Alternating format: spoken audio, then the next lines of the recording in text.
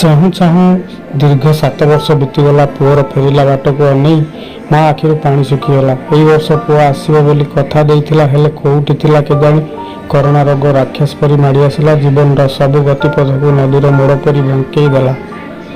ଆଜି ପୁଅର ବାଟ ଚାହିଁ ବସିଥିବା ମା ଏ ରୋଗ ବିଷୟରେ ଜାଣୁ ଜାଣୁ ଭୋ ଭୋ ହୋଇ କାନ୍ଦି ଉଠିଲା। କିଏ ବା ବୁଝିବ ସେ ମାଆର କୋହ, ଯିଏ ବର୍ଷ ବର୍ଷ ଧରି ବସିଛି ପୁଅର ଅପେକ୍ଷାରେ।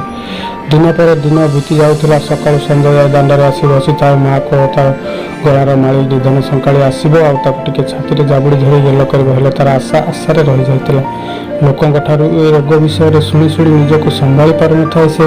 ଏଇ ଭିତରେ ଗାଁ ଭିତରୁ ଜଣେ ଲୋକ ତାକୁ ପାଇଲା। ବୁଢ଼ୀ ମାଟି ପୁଅ ଆସି ବୋଲି ଭାବି ଦୌଡ଼ି ଦୌଡ଼ି ପାଖକୁ ଗଲା। ପଚାରିଲା, ପୁଅ ଧନ ଆସିଲାଣି କି?